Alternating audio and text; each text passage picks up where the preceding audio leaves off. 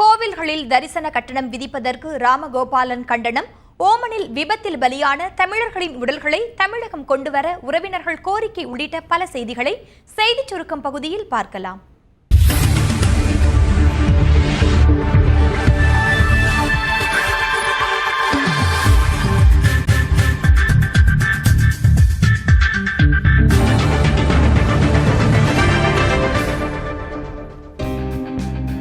திருப்பூரில் கோவில்களில் தரிசன கட்டணத்தை ரத்து செய்ய வலியுறுத்தி நடைபெற்ற ஆர்ப்பாட்டத்தில் இந்து முன்னணி தலைவர் ராமகோபாலன் பங்கேற்றார்.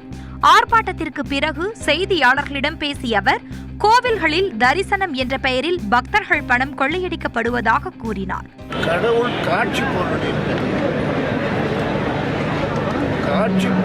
தான் காசு. கடவுள் காட்சி பொருள் தமிழ்நாட்டில் கடவுளை காட்சி பொருளாக இது அனுமதிக்க ஈரான் உடனான அணுசக்தி ஒப்பந்தத்தை ரத்து செய்ய பிரதமர் மோடி முன்வர வேண்டும் என இந்து மக்கள் கட்சி தலைவர் அர்ஜுன் சம்பத் வலியுறுத்தியுள்ளார். திண்டுக்கல்லில் பல்வேறு கோரிக்கைகளை வலியுறுத்தி நடைபெற்ற கொடியேற்றுதல் பிரச்சார இயக்கத்தில் கலந்து கொண்ட அவர் இவ்வாறு கூறினார். ஈரான் நாடு அணு ஆயுத உற்பத்தி செய்யக்கூடிய நாடாக மாறி இருக்கிறது. அந்த உற்பத்தி செய்யக்கூடிய நாடாக ஈரான் மாறுகிற பொழுது ஜிகாதிகளின் கையிலே, முஸ்லீம் பயங்கரவாதிகளின் கையிலே அணு ஆயுதம் போய் சேரும். இந்த ஒப்பந்தத்தை இந்திய அரசாங்கம் எதிர்க்க வேண்டும். ஜிகாதிகளின் கையிலே அணு ஆயுதம் கிடைத்தால் அது இந்தியாவிற்கு எதிராக பயன்படுத்தப்படும். இந்த ஒப்பந்தம் அங்கே ரத்து செய்யப்பட வேண்டும். அதற்கான முயற்சிகளை மோடி மேற்கொள்ள வேண்டும்.